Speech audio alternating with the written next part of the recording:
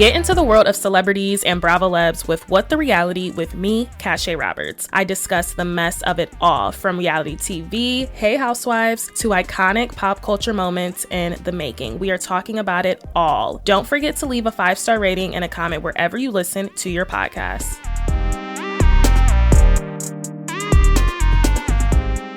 Welcome to the pod. You are listening to What the Reality with me, Cache Roberts. Welcome to another episode. Let's address the elephant in the room. So the elephant in the room is that normally when I do What's the Reality on What the Reality, I follow up the next Friday with the part 2, if there's a part 2. Guys, I would be doing a disservice to myself and to y'all and to reality TV, pop culture, if we didn't just put that on hold for this episode. And I'm going to do it for next Friday while I'm in Cancun. So it'll be pre-recorded. It'll be uploaded by Friday. But this episode isn't about that. And you know why this episode isn't about that? Because we have to talk about basketball wives. Pardon if the lighting is changing, because you know I like to film as the sun sets. I like the natural lighting. But I would be doing a disservice if we did not talk about basketball wives, if we didn't talk about Real Housewives of Miami, if we didn't talk about next Gen NYC, if we didn't talk about the Valley, if we didn't talk about, am I missing something? No, that's everything we're talking about, because it's going to be one of those episodes. I could not post a Portia Simon part 2 when all of this madness is happening around us. Like, what? I literally could not do that.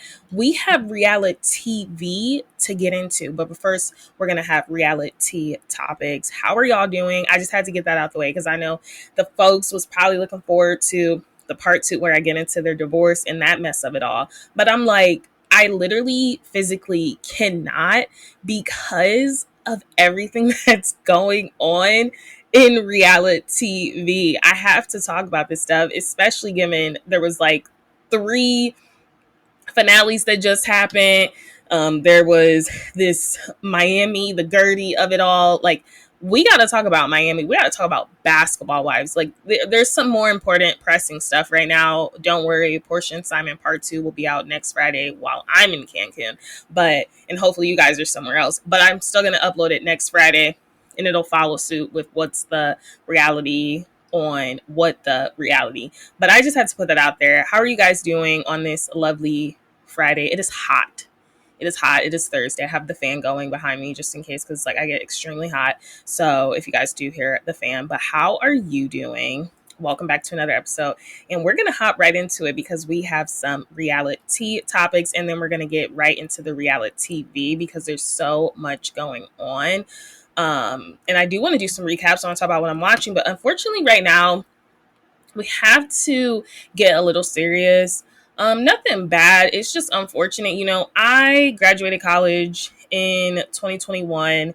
I thought I was graduating in a prominent, evident field in media and culture. That was my degree, along with English professional writing. And I thought I was just like doing the right thing, you know, picking these 2 clear majors that mean so much to me. And I just knew it was going to be a booming business. You know, looking back, I wish I did do something more marketing business along with something creative, instead of 2 creatives. But I mean, I could still do a lot of my degree. Unfortunately, the job market just sucks though. But needless to say, I want to talk about Stephen Colbert and the late night show being canceled. Paramount, or isn't that from Paramount? Paramount pulling that. Paramount also pulling their DEI. E-News being canceled after 34 years. There's something clearly happening in the TV industry. NPR funding was just cut. Congress cut like a bunch of media money. Or they cut a lot of federal funding, which NPR does rely on. So the editor-in-chief of NPR just stepped down. Like I said, the E-News, that news just dropped today, which was a big shock, canceled after 34 years. E! News has been on air since 1991. And it's just unfortunate because like the little girl in me is seeing this industry she was so excited to get involved in. I was so excited to get into magazines and, you know, the TV industry. My first internship was with iHeartMedia. You know, I freelanced with BuzzFeed, Baller Alert. I would say I paid my dues. I'm still paying my dues to get into the industry because it's not linear. It's not a linear path. Hence why I started my podcast and my newsletter. Make sure you guys are following the show, giving me 5 stars, you know, commenting, letting me know I got this comment on Spotify that I said something wrong in regards to Gerald being from Nigeria, and he's actually from Kenya. And it's like, I knew that, but I said it wrong, and I appreciated someone correcting me. And it's like, there's actually people listening to me, which was just crazy to me, besides like the people I know. So it was just like a full circle moment, a little win, like someone being able to be like, hey, like, he's not from XYZ, he's from this. And I just greatly appreciate it. And, you know, that's why I have my newsletter on LinkedIn. Make sure you guys subscribe. It's going to be more so like a LinkedIn newsletter. Needless to say, it's like unfortunate that we're seeing kind of like at firsthand what this presidential campaign or this presidency is doing to our media and our news coverage.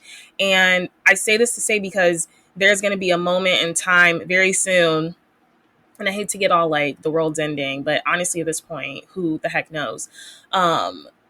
It's getting to a point kind of when you're pulling people off air, you're sending threats as a White House to Joy Behar from The View, talking about The View's ratings have been low, thinking about canceling it.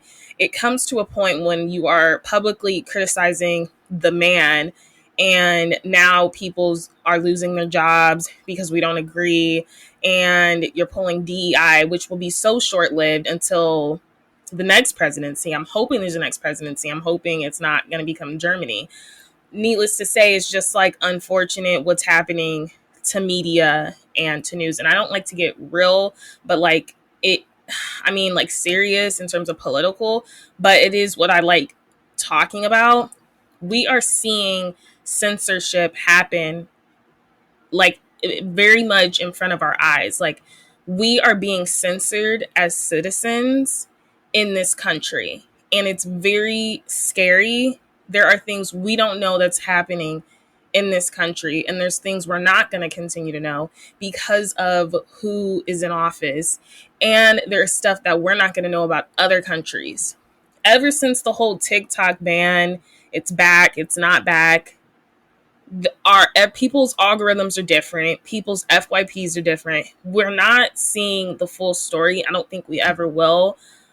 Seeing how NPR's funding was splendidly cut, and just seeing how, you know, Stephen Colbert, a very prominent late night show host, very iconic, very outspoken, an icon, his show was taken off air because of his opinions. If that doesn't wake you guys up, I don't know what will. But it's like, what do you do at this point? You remain, I think all we can do is still rely on like true journalism. You know, you have to just remain in the know. Make sure you don't lose that. And I have to remember myself, because I love reality TV, pop culture, but we need to still know what's going on. And I think a lot of people think they know what's going on and they don't. And that's why I always urge people, it won't be too much effort for you to maybe just type in your city, type in the city you want to move to, type in the state you want to move to, and just figure out what is going on locally, because soon I don't even think we'll have that. And like I said, I don't like to be a Debbie Downer, but it's very unfortunate as like, you know, I graduated 4 years ago, which is crazy in itself.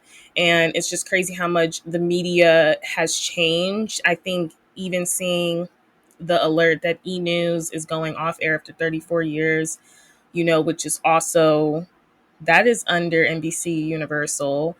There is something happening. And people are like, E! News, I mean, that doesn't compare to NPR, you know, Stephen Colbert. But for some people it does. And I think for me, that kind of signals that something bigger is happening. And it's like, we're not getting access as a nation as a country to stuff that we normally would. And certain stuff is being pulled if you do not stand with what is going on. And I saw this tweet today, and someone was like, it's definitely giving like Germany. And this is someone that's not even from America. Saw this tweet saying was giving Germany, like, you guys are kind of heading towards the Germany trajectory of, like, you know, the 1920s, 1930s. Everything was a bunch of like propaganda. A lot of stuff was very censored. And it was looking scary. And I have to agree. I mean, yeah, I did pay attention in history class. I didn't like history class, but I know exactly what they're talking about. So I just always like advise people to like stay alert, still know what's going on. Hey, what am I now? I'm like 25, turning 26 in a week. Like, ugh, I hate it. I hate getting older. But I think I'd be doing a disservice to myself and my podcast if I didn't talk about this type of stuff and how it does affect me and that little girl in me, and that college girl in me, when it's like I'm watching in real time stuff like this happen, like you guys are pulling prominent stuff. So that's my 2 cents. Let me open up my blinds a little bit more. I tell you guys I got like blackout curtains. Amazing for the sleep, amazing for blocking out the sun, especially during the summer. I feel like I'm at a hotel 24/7, but it does get pretty dark. It does get pretty dark. But that was my spill about media and just staying informed. And I think that's like the smartest advice, the best advice I got throughout college from my one professor is like to stay informed.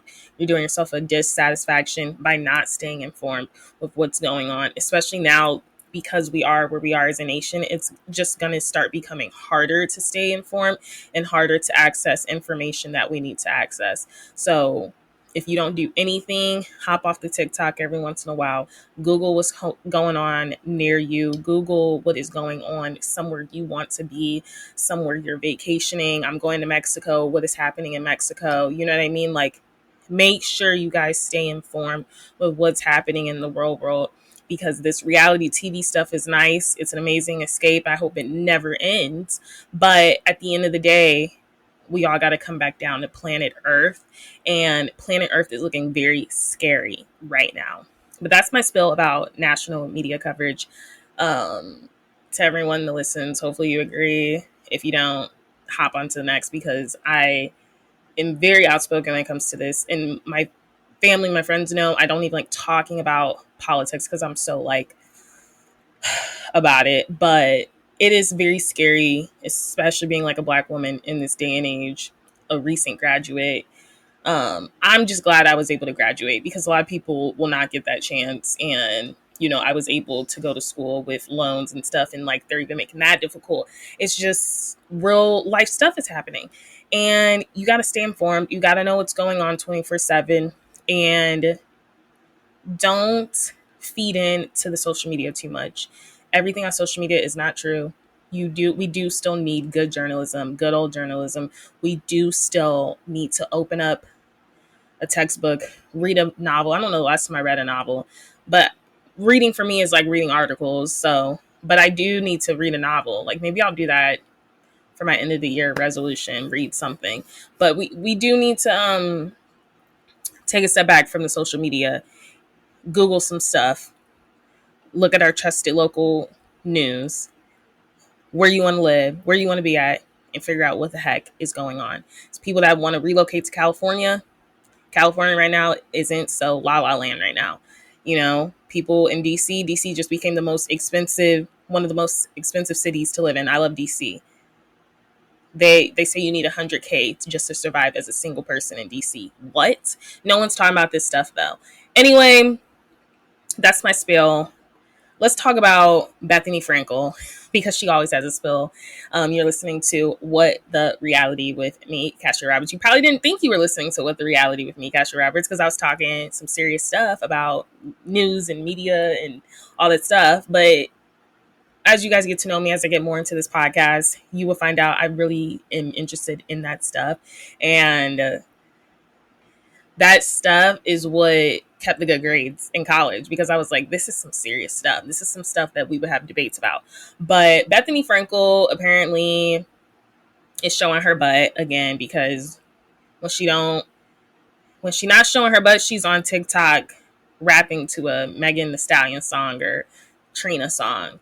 So apparently she has been fired from her job at Sirius FM. I think her podcast, or she was doing something there, but she was already fired before she could even like sign the dotted line. Some deal was in the making. This guy posted this video about what happened. Apparently some dinner.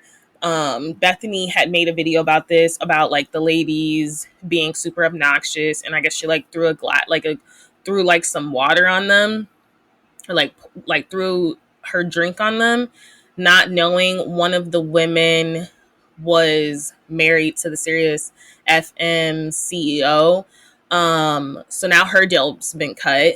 She made some video. I'm about to try to find it. I'm going to play it for you guys. Obviously, I don't own this video, but I did find this video, and I think it's actually crazy what happened. So I'm going to play it for you guys through my mic, like a true podcaster. Her podcast this morning. She was at Steve's Talk House in the Hampton at a concert where there were women she described as Goldman billionaires' wives with diamond rings the size of discs. Kept describing these people as billionaires' wives. She is so jealous of women who snag rich men. It's so obvious. Look at Meghan Markle. Look at Lauren Sanchez. These women were up, standing on a table, dancing, blocking Bethenny's view. It pissed her off. They said they were taunting her, so she tossed a bottle of orange juice on all three of these women. She apologized for doing this, but then followed it up by saying if no one were to find out, she would do it again. She was in talks to do a show for Sirius XM Radio. One of these women that she threw a drink on is actually the wife of a higher-up of Sirius XM Radio. He just ghosted her. He never followed up for Bethenny to do this show. Bethenny is one of those women that men are usually smart enough to stay away from. Bethenny's YouTube is a flop. Her TikTok only gets attention when she's doing controversial things. And now she's taking to her podcast to bring up controversies from years ago. I do believe we're watching the decline of Bethenny Frankel. Bethenny Frankel got fired from Sirius XM Radio for throwing a drink on the wife of one of the higher-ups of Sirius XM. She apologized on her podcast this morning. She was at Steve's Talk House in the Hampton. I had to play that from the beginning because we missed it. So basically, that was from Reality A-Hole on Twitter. I wish I was lying about the username, but the person that created the video, that was Zach Giak from TikTok. So apparently, you guys heard, some ladies got up on the table, was blocking her view. She got upset, tossed some orange juice on them, didn't realize one of them was the CEO. And she talks about all of this in her podcast. And then, because she was cutting some deal with Sirius XM, I kept saying FM, was cutting some deal with them. Now the person's not hitting her back because of that incident. And yeah, so I think what's really important in that video is like, he was like, we are seeing the decline of Bethenny Frankel. And I've been saying that for a while. I think ever since her Housewives New York City return and then not return. And keep in mind, I wasn't watching New York City when it was originally out, but just rewatching it, even when she came back to the show, it's like she thought she was up here. I genuinely do think we are watching the decline of Bethenny Frankel and the fallout, the irrelevancy of her. I compare it to like the Kardashians. Like at first, like Bethenny Frankel was like the Kardashian of Bravo, and now it's kind of like you're becoming irrelevant, so you're trying to do anything that sticks. But what do y'all think about that? I mean, it just sounds like another, like nothing with Bethenny Frankel shocks me these days. Like I feel like she's always literally a mess. Like nothing literally shocks me when it comes to her. What else is happening before we get into these reality TV topics? I want to talk about Miami, Basketball Wives, Next Gen NYC, The Valley. That's the one I forgot. I'm just going to like do a quick little, I have something to say about all of those shows. Glorilla was arrested because her home was invaded. So I have this story up. I have the story from People magazine.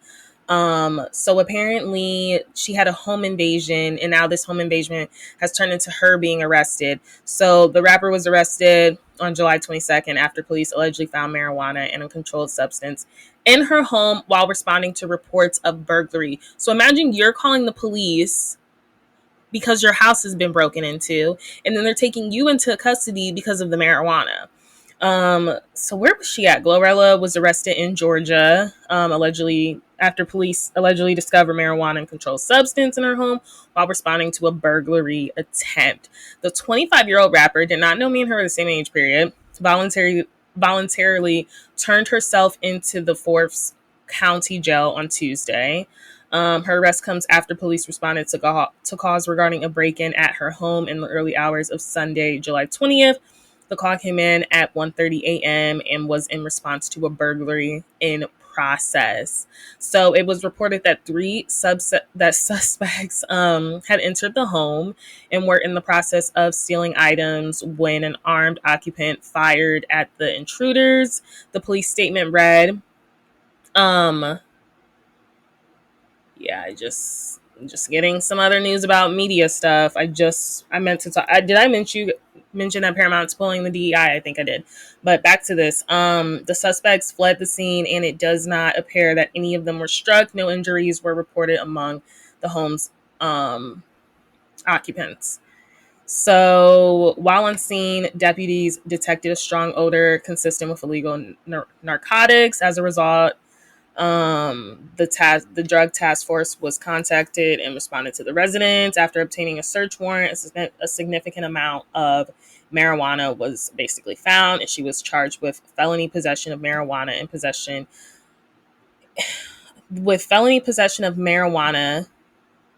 and possession.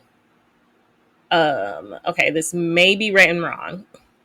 And she in possession of Scheduled 1 controlled substance. After turning herself into custody, Glorilla was released on a $22,000 bond. So authorities confirmed that investigation to the burglary is still active and ongoing. But I'd be like, honestly, screw you. I don't even need it. Yeah. So, and this comes after 1 year when she was arrested on those DUI charges back in April of 2024. So I don't think she needs to go to court. I'm hoping not. It says the incident report obtained by people at the time confirmed that an officer immediately noticed her eyes to be watery and bloodshot after pulling her over for allegedly making... Okay, so that's talking about her DUI. But she is scheduled to take stage Friday, July 25th at a show in her hometown, Memphis, Tennessee. Her first annual Glow Bash will feature supporting performances from Muni Long and Rob 49. So I don't think she has to go to court, but she did turn herself in. She got out on bail. It's just hilarious, not hilarious, but it's just crazy to me, like how your home is literally broken into, but the officers are so worried about what you got going on, not the incident at hand. And they're like, you know what, we're actually going to take you in because you're over here high. I mean, I get it, but I'm just like, dang, what a mess. Everything I'm watching. Yeah, because I already talked about everything. A big part of it was the media stuff. Everything I'm watching right now, I just binged The Ultimatum. That was good. The Ultimatum Queer Love. You guys want to get into some mess, some drama, some tea, watch The Ultimatum Queer Love. That was good. I mean, it's been out, so I don't think I'll spoil anything. The amount of couples that ended up, saying yes, I am very shocked. I'm trying not to touch my hair, but it needs to just stay like this. The amount of couples that ended up saying yes is beyond me. I really thought... Now I'm trying to remember the names. Pilar and Ashley. I think it's Pilar and Ashley. I'm shocked that they got together. Not shocked about Marie and Megan. I mean, not Marie and Mel. I can't believe her and Dana are still denying that they did something. They definitely did something. We heard it. Not shocked that Dana and... I saw these names. Dana and Megan are still together. They looked good at the reunion. What I really was upset about, and I'm super happy for Brittany and AJ. What I'm very annoyed with is that Marie really was irritated at the reunion at Brittany for ruining her experience. But I think Marie was just salty in general. So we do find out Marie broke up with Mel a couple months before the show even came out. They didn't even really speak on it, which I was like, what is going on here? She talked about, you was like, you really didn't think I knew about your lupus. Like some, like it was just giving like, what are you so bitter about? Like she was super bitter, Marie. Super bitter, super angry, and we didn't even get to the root of that. So I really wanted to know, why did you guys break up? Because it wasn't because of the show, even though I knew it was going to be because of the show. And then we had out of left field, freaking I cannot remember these girls' names. It's so many similar names. What is their names? Allison and why do I think it's Haley? Let me get their names up. The Ultimatum Queer Love Cast. I think it's, no, not Haley. It's, okay, now I loved Brittany and AJ. And I really liked Brittany. She was my favorite. I'm talking about, I needed Mel. Mel couldn't do anything to her hair for that reunion. She didn't do anything to her hair that whole time. She needs to let it go. She needs to straighten it or do something with it. That hair needs to been let go. Yeah, Dana and Megan look together. They're like the hottest couple, them, and then Brittany and AJ. Ashley and Marita. I was not expecting that much heat from them. I mean, I knew they weren't gonna stay together. I knew it wasn't gonna work out because Marita kept complaining that she wanted all of these acts of love shown, and Ashley was like, I don't know why I can't show you that or give that to you. Ashley basically was cheating on Marita, y'all, while Marita was losing her grandfather. And they got into it at the reunion. And then Ashley's like, well, you know, my grandma is dying right now. And Marita said, I do not care. It's not funny, but she says she do not care. And then Ashley stormed off. Now that she said she do not care because she said you was cheating on her. I did not expect for them to get into it. Watch Ultimatum Queer Love. I binged that 2-3 days.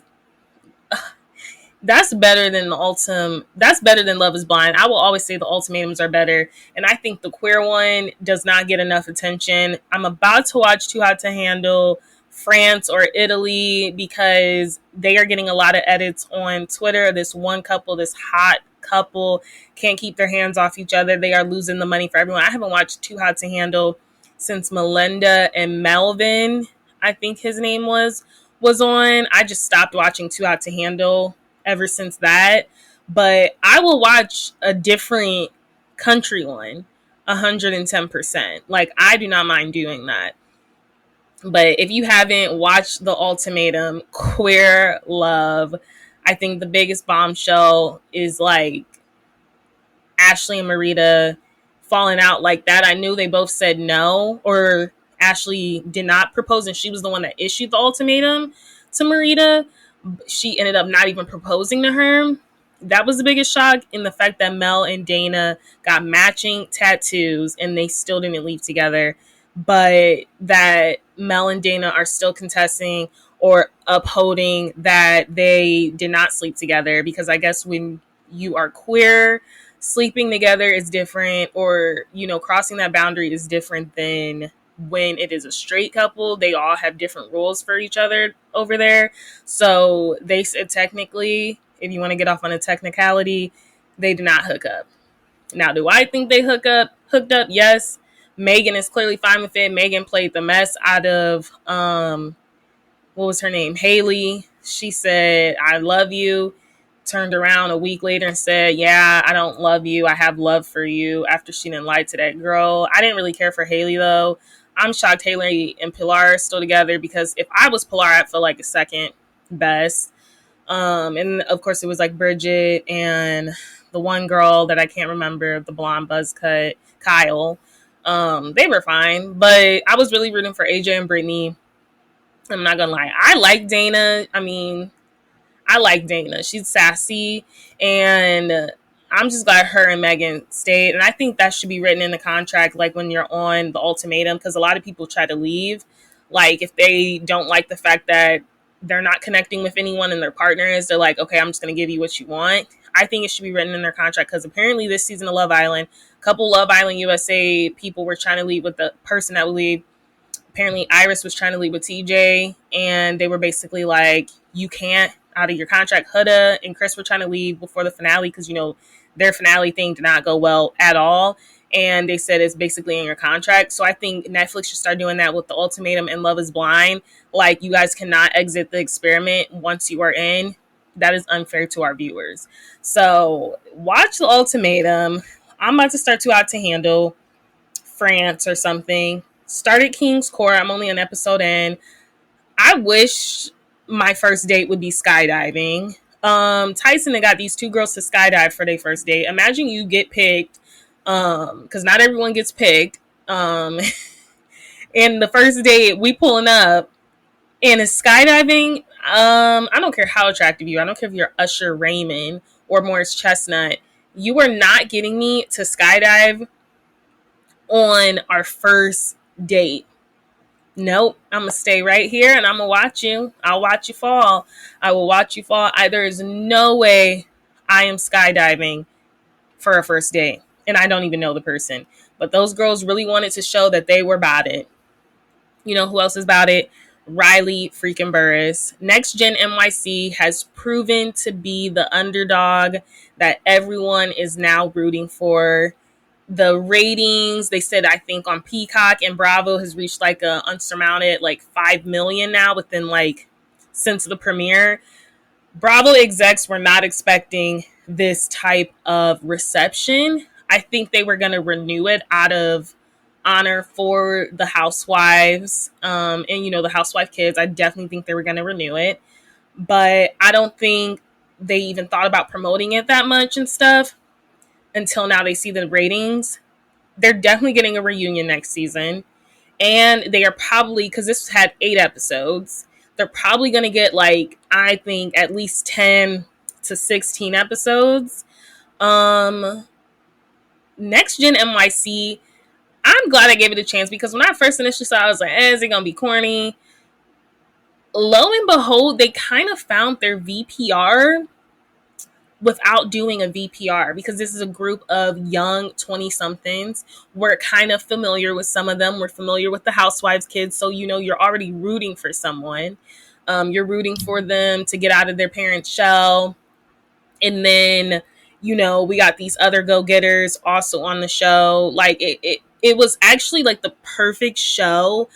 I really liked Next Gen NYC. I want to talk about what happened in this finale. Like the group basically policing Riley's behavior. And now we have like 4 different shows where Black women are being policed with what they should be doing on Bravo. And it's really getting frustrating.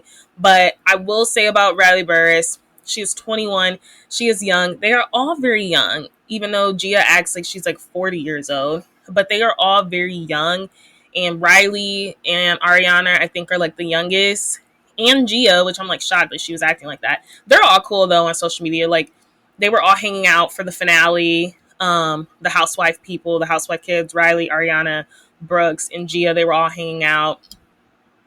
And I think it was Shy, but in the city or something. But I'm just saying, like, what was I saying? Them trying to police her behavior. I will say when Riley is drinking, she does get a little, you know, not rah-rah, but she gets lit. She stays lit. She's 21, you know, she's learning her limit. But also I just feel like Charlie talks to people crazy. Ariana talks to people crazy. I mean, they all talk to people crazy. I just think it's crazy for them to kind of single out Riley. That's what I was not enjoying.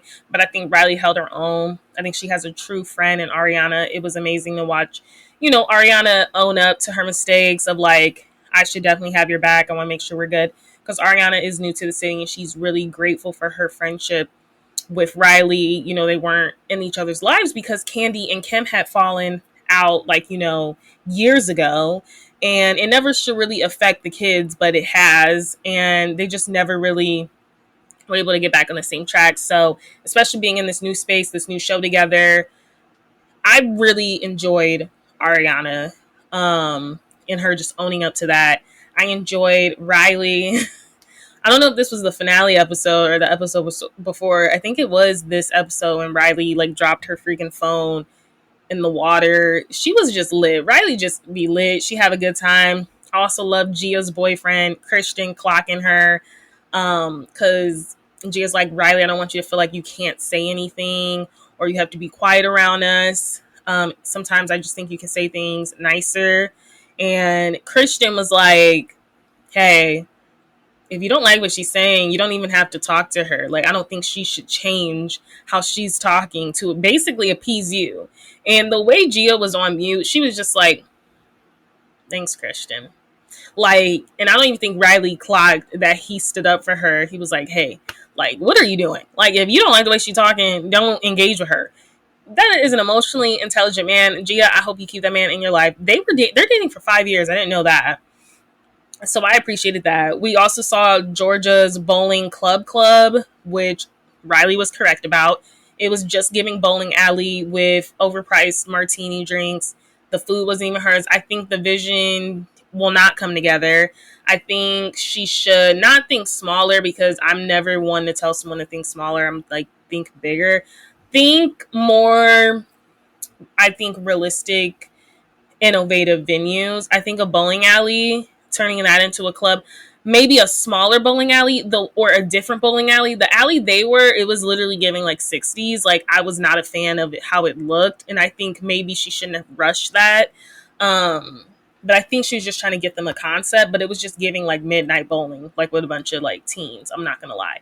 Also, Georgia's boyfriend is allegedly a scammer. Ever since Georgia has fat shamed Amira, who I end up absolutely loving, she's been her enemy number one. She said that man is a scammer. Google him. The people Googled him. It looks like he's a scammer, but he lives in a $10,000 apartment. Georgia then she thought she found herself a good one. We'll get to that. What else happened? Ava got caught up in her lie with Brooks, basically saying, you know, she had to go to the Hamptons for her career, and she couldn't even keep track when her fitting was. And I will say, if you didn't want to go to Jersey Shore, just say that. But she's like, I don't want to be in a car for 10 hours. I had to Google it. Does Jersey not have a airport, or like you could have flown into New Jersey and then just did that? I don't know, from the Hamptons or something. I don't know. Ava's excuse, like, if you didn't want to go to Jersey Shore, okay, fine. But I also think Ava like thinks of herself like up here. It's not shocking because her dad's Dame Dash and her mom's Rachel Roy, who seems genuinely humble, Rachel Roy. But I am shocked she's not satisfied where she's at in her career for modeling. Not that you ever should be satisfied. I'm not satisfied. But I'm just saying, like, I am shocked she's not further, given the fact that her mom is a designer, Rachel Roy. And I think Ava thinks there's only one niche when it comes to modeling, runway. And maybe you aren't a runway model. Maybe you're a huge campaign model. Maybe you're going to be on the billboards. Maybe you want to work with brands of that sort. I think she's trying to do runway. And for some reason, I just don't think she has that editorial look. But who am I? Just a girl obsessed with Ugly Betty, Devil Wears Prada, and Everything magazines. But I'm just saying, maybe you don't have the editorial runway look. Like, of course, you'll be invited to walk, but maybe you won't be, you know, walking for a Balmain or something. Maybe you will be like, you know, just, I would say with Ava, she should open up her options. I don't think modeling is linear at all. The thing is with modeling, there's so many other opportunities. Maybe you're not a Balmain or Chanel. Maybe you are, you know, celebrity brands though, or, you know, Dior. There's levels to different runways. I think when people think of runway, like high fashion, couture, maybe you're not couture. Maybe you are designer brands. Maybe that's what I'm trying to say, which I also think is something you can definitely attain. But I don't know what she's looking for when it comes to modeling. For you to miss the Jersey Shore for a pop-up event, as Amira said, like it's not even a store opening for Dolce & Gabbana. which Amira was invited to, but Ava tried to act like she wasn't. If anyone would be invited, it would be Amira. Amira has like over 1 million followers on TikTok. She is that girl. Walked in Victoria's Secret. So I'm wondering if Ava's kind of jealous of that. Ava comes off very jealous to me. She threw shade this season at Ariana about her fashion line. Ava comes off very jealous and insecure to me because she's still trying to figure it out, and that's okay. Be honest about that. What else happened? So Brooks caught her up in that, but Brooks didn't really confront her on that because Brooks don't really have a backbone. I want to see Brooks back. I don't need him narrating anything though. His voice is like claws. Like claws. It's like honestly terrible. Claws on a chalkboard. I don't enjoy listening to him speak. People can say that about me. I don't care. But and maybe he doesn't care. I don't need him narrating anything.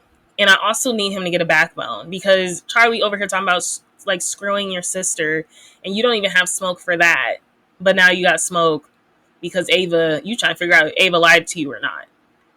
But you ain't had no smoke for Charlie who said, oh, I might be screwing your sister tonight. So that's my issue with Brooks. Also, it's so clear Seth and Meredith live in New York full time. They rent in Salt Lake City. They do. And it's so true now. I like Meredith and Seth, though. I don't need Seth in confessionals, though. I think he's a little weird. That's my opinion. What else happened? Okay, so Georgia's man broke up with her. I feel like we needed 3 episodes alone for that. What? He didn't. Got his assistant, packed up her stuff, and left it outside of Charlie's. And Charlie is in the mess now because he is apparently working with him in his scamming company and raising money for this company, which is literally beyond me. But now Georgia and Charlie will be living together. Georgia came back from Singapore looking like a whole new woman. She had this jet black hair. She looked like America's Next Top Model. Like she looked like she had a full makeover. Like when Tyra Banks takes you and she's like, girl, we're coloring this hair. Girl, we are cutting this hair off. And this is going to be your new identity. Georgia came in with a chip on her shoulder and looking better than ever. And that brings me to my MVP, which was definitely Georgia. I started off the season not liking Georgia. I was like, you're disgusting. Like, you're not literally washing your hands. Actually got a warning on my podcast TikTok account because someone responded. We were talking about it. And I was like literally disgusting, like foul. That's all I said in the comment. Apparently that got me a warning. I think the warning's been like, the time's passed. I haven't had another violation. But I'm like, TikTok, y'all need to get your stuff together because what is going on? How is that a violation of anything when I'm literally having a conversation in the comments? Like they flag that as like harassment. But I'm like literally talking about someone on a reality show I watch. Like I'm not responding to someone like that. Like what are you it's disgusting. It is foul that she didn't wash her hands. Either way, Georgia's my MVP because the way she told Charlie off to this day is hilarious. I think she's delusional. She's a little she's quirky. She's hardworking. She represents New York well. She's a go-getter. She got that grit in her, that hustle, and I really like to see that. So she would be my favorite non-housewife MVP or MVP. I think my housewife MVP of the season would probably be Ariana Behrman. Because I'm like, she put it on the line. I'm excited to see Riley come into her own personality because she's always been shy. And I think she is coming into her own personality on the show, which I think is really good for her. And then my LVP, my least valuable player, would probably be Brooks and Ava. Ava did start some stuff, so I guess I would give it to Brooks. I don't really see the point of him being on there besides Meredith and Seth being on there. Brooks shies away from drama. He shies away from confrontation. And he don't really stand on his own. He doesn't stand out to me. However, they say he's the glue. He's the connector. He's the Joe Zarin. He knows everyone. So maybe that's why they were really pushing him to be center. But in my opinion, the center people for that show, Georgia, Riley, Ariana, Charlie. Those are people that were in the middle of a lot of conflict, in the drama, in the mess. People don't like Charlie. I mean, I don't dislike Charlie. This is a 30 heterosexual white male. I mean, Like, I don't, I don't know. There's not very few I like that age, and you know what I mean. I'm just saying, Charlie is good for the show, and let's not ruin the show. Moving on to the Valley, something that's been completely ruined. The only good thing about the Valley is that Kristen has finally had her baby Kaya. It was just so crazy for her, just documenting her progress and how she just thinks like it'll never happen for her, and then it did happen for her. If they do want another one, God bless, I hope they can get another baby, but she is in total bliss having that baby girl. She's so cute, and it'll be really interesting to watch the reunion because Kristen just thought she would never get pregnant. Jags is not sober, not in that season finale. He's doing shots, he is seed out. He's not sober. He thinks because he thinks he did not need rehab, he thinks he needs anger management. Not true. And that is what an addict would say. I don't know if he's sober now. I think he was pushed out of Bravo for now. They're going to try to give him another 10 years. He's done. He's done. He's threatened and he's insecure. And Brittany, I hope you are lawyering up with the right people because Jax is going to try to get spousal support. He said it multiple times. You make more than him. He has put you purposely in this financial hardship. I hope she wakes up. I hope she wakes up. You know who else has woken up? Michelle. And I caught this. And I don't mom shame at all because you do what you do. I said Michelle's focus was this relationship when I, in my opinion, think her focus should have been easing Isabella into this new family dynamic of her and Jesse no longer being together. Because that's what Jesse was attempting to do. But Michelle was so far up Aaron's butt, so intrigued, so obsessed, so adorned, rose-colored glasses. I think it's very odd that you moved you and your daughter in with him that fast. Y'all were dating for a year. Yes, you definitely cheated on Jesse with Aaron, which I don't really care about. But I think she moved very fast with Aaron. And if you guys don't know, now you know that her and Aaron aren't even together. They have broken up officially as of Thursday when I'm filming this. This morning I logged onto Twitter. That's where I find all of my news. Logged onto Twitter this morning. She has wiped him from her feed. She is no longer seeing him, and she is moving out currently as we speak, and they are getting ready to start filming for season 3.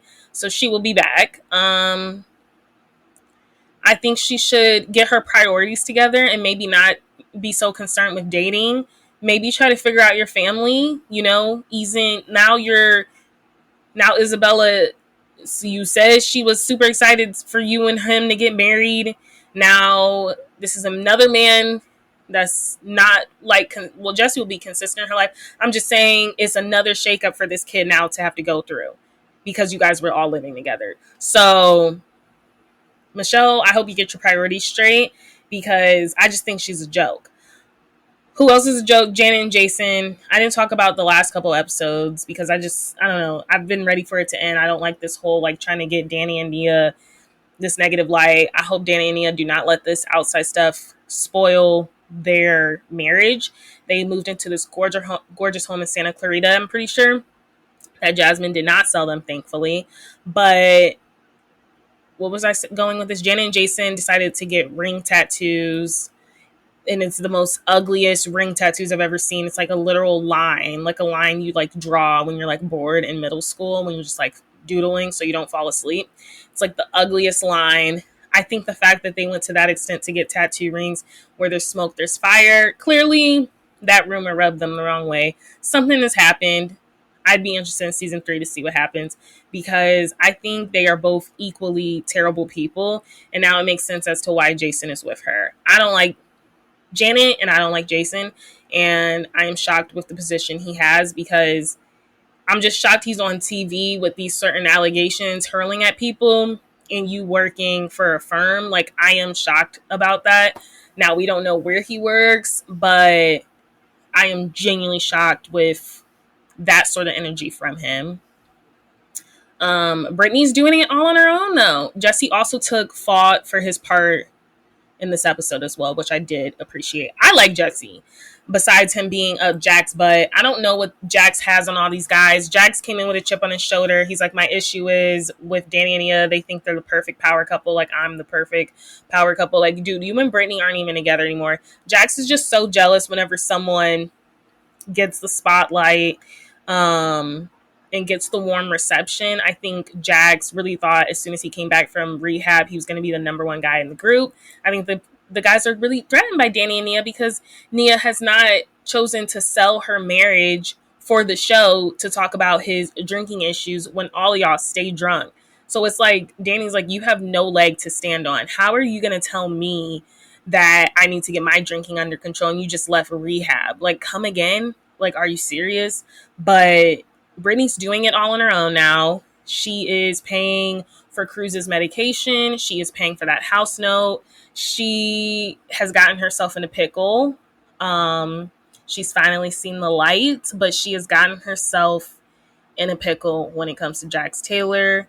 This divorce is going to be ugly because Jax is going to try to milk as much money as he can from her. So I do hope, my feelings for Brittany aside, I did post a TikTok that kind of like did some numbers or whatever.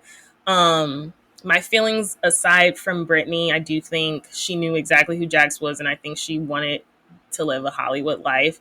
And unfortunately, you kind of trade your soul. They say that's the saying, like you trading your soul just to like become popular, like for that fame.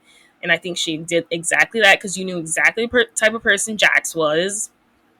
And that's my opinion on that. I genuinely think she knew what kind of person he is. And I think you and Jax are fairly similar. I think you guys are very similar people. I think you maneuver social relationships the same. I think you're also manipulative. I think you're a narcissist. I think you're a gaslighter. I think you have a victim mentality and you have no loyalty to the people that held you up, aka Kristen and Zach.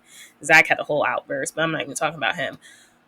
My feelings aside for Brittany, it is unfortunate that she's gotten herself in this pickle, now being a single mom, paying off this expensive house, and, you know, navigating life without Jax, because Jax has been her arm, her leg, her heart for 10 years. And unfortunately, my sympathy for her has ran out. So has my empathy. But I still got a little bit in there, just a little, to be like, you know what, it is unfortunate what you've gotten yourself into. And I hope the divorce isn't as ugly, but something is telling me he's going to try to milk you dry. And you are going to have to really tap into your influencer bag and try to stay on the valley, try to elongate that as long as you can. Moving on.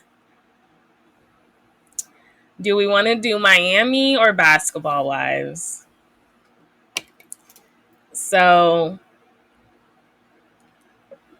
I'm going to do Miami just because I'm going to stick to Bravo right now. And then I had my spill about Basketball Wives. So Gertie, we're just going to talk about what happened in this episode. No scene by scene. Gertie put Julia on blast deservingly. She was possessed by Kenya's spirit. I don't know if her and Kenya are friends. I don't know if Kenya was like, you can do it, just don't show no pictures because I'm on suspension right now. Go ahead and blast what you need to. Just don't show any nude photos. I don't think it was because it clearly wasn't planned. You can see her literally talking with Russell during the, like, while at the event. Like, well, I have no other choice. She has put Julia on notice. And she's like, you know what? You want to play the victim? Let's play the victim. So Julia has been very snide. She was super thirsty to get in with Alexia and Marisol. Now that she is in, she is happy that she is right where she needs to be in the toilet. The toilet paper for them, the door handle for them. She's happy in the place she's in with the group because she finally feels like she's in with the bro and the Cuban doll, Barbie doll. So Julia has completely forgotten and thrown Adriana and Gertie under the bus for whatever reason, because she thinks Marisol and Alexia won't in a heartbeat do the same to her.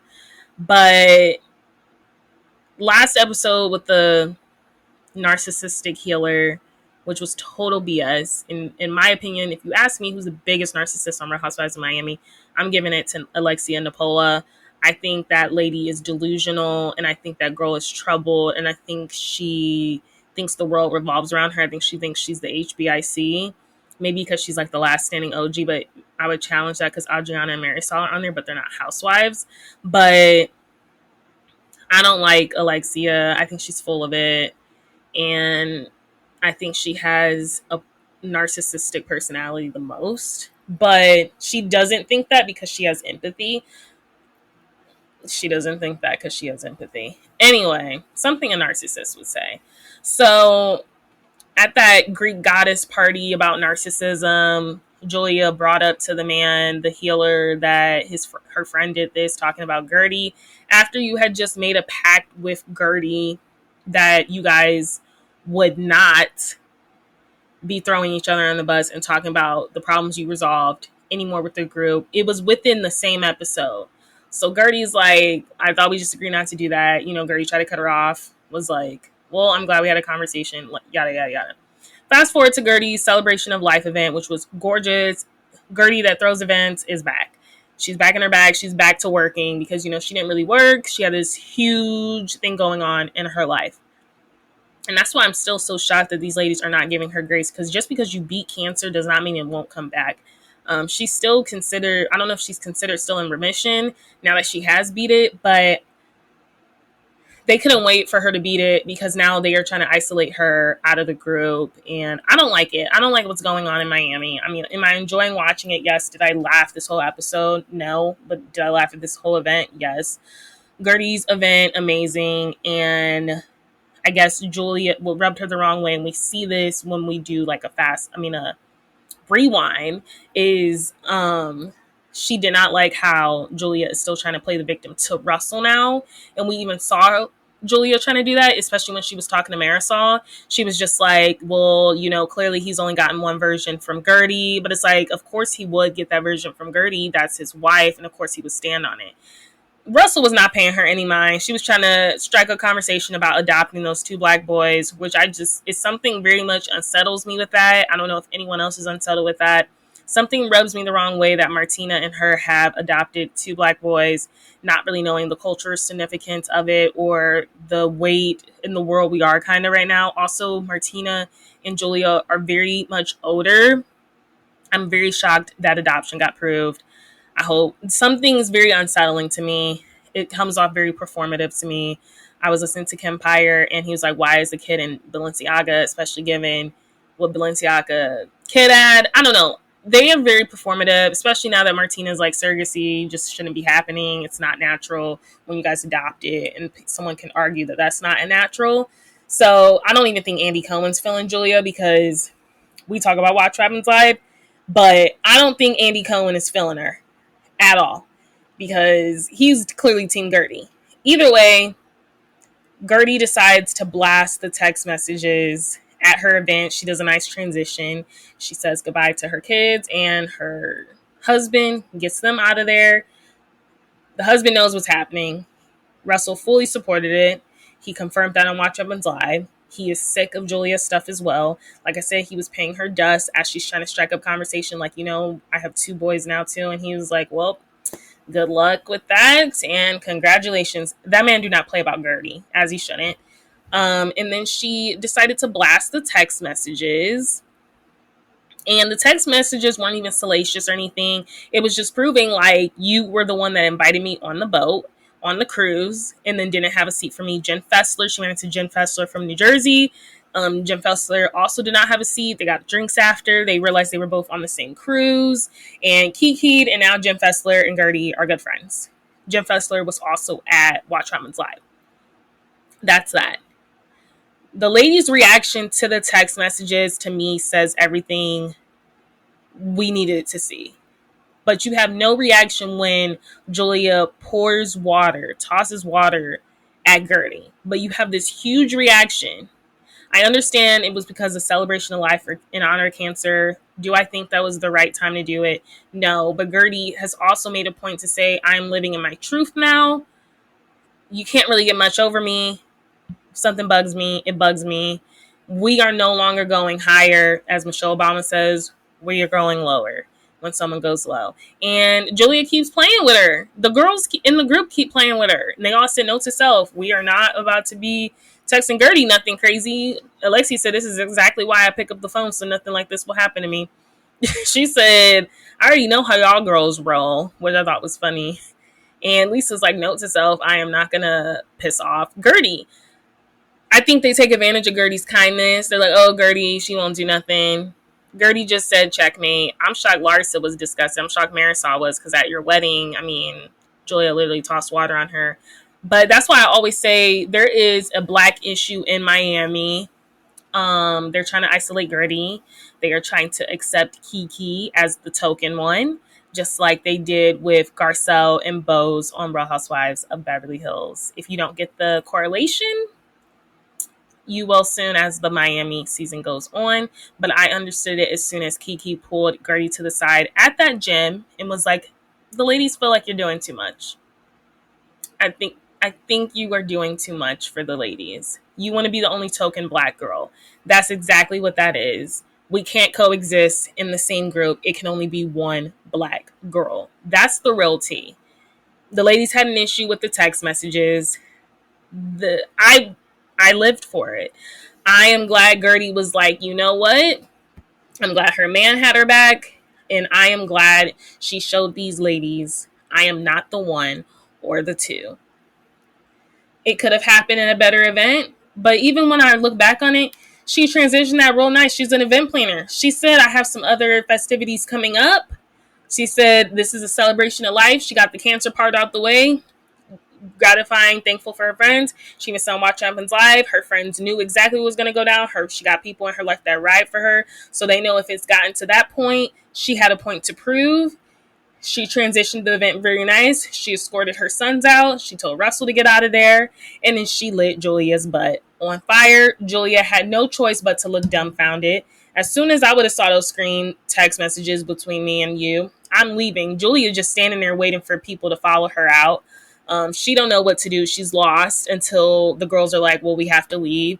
Julia looked like a lost puppy. She actually looked like one of those lost ponies on her farm. I'm not buying anything Julia is selling on that farm, including those chicken eggs.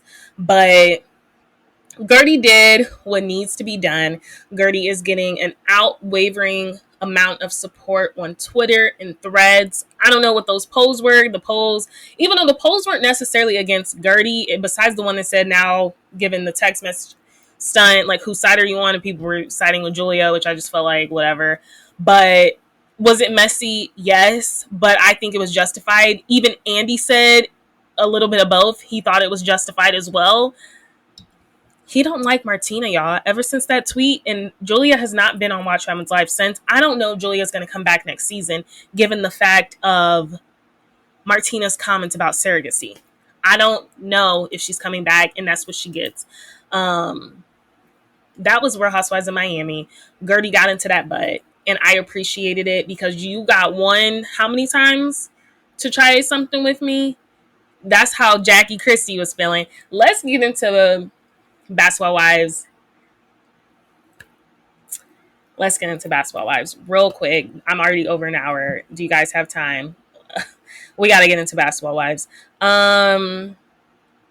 Jackie Christie and Chantel Christie had the epic blow up on Basketball Wives, her daughter. I'm going to just regurgitate what I say on my TikTok.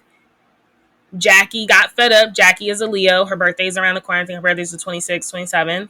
She's a July Leo, so those Leos are a little different than the August ones. I'm an August one. But either way, I think Chantel was pestering her mom, berating her, provoking her, gaslighting her into a fight. Every time she wanted to have a conversation, she was rah-rah with her.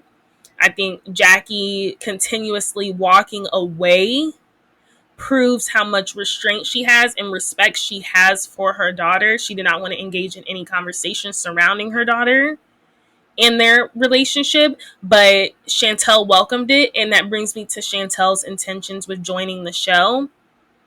Chantel wanted to embarrass her mom. I understand having unresolved trauma. I think two things can be true. Jackie Christie was not a present mom. And I do think you can be an a-hole to your mom. I think Jackie Christie walking away, trying not to do this on national television, was her respecting y'all's relationship. You don't even respect it. You calling your mom all out of her name, calling her all types of B's, letting Brittany Renner, someone who joined this religion as an ode to a man she was screwing, to a man she was married to for maybe 72 hours before divorcing. Only reason she got married to him is so they could do the extramarital affair, even though he has multiple wives on the side. One famously known, Draka Great Gates. I'm talking about Kevin Gates. You only converted to Muslim religion. Oh, I think I said that wrong. You only converted for this man so you could get piped down and make a quick bag. You brought on people specifically from this religion. You're making a mockery. You're performative. Now I check your Instagram. Butt is out. Breast is out. You're back with Fashion Nova. You are a joke. You let Brittany Renner sit up there and talk about your mom, call her all outside of her name, because Brittany Renner got some unresolved issues going on with her mom, who we just saw last season taking care of her kid. Her mom was her support system. What happened there? She was taking her money or something? I think that's what she said.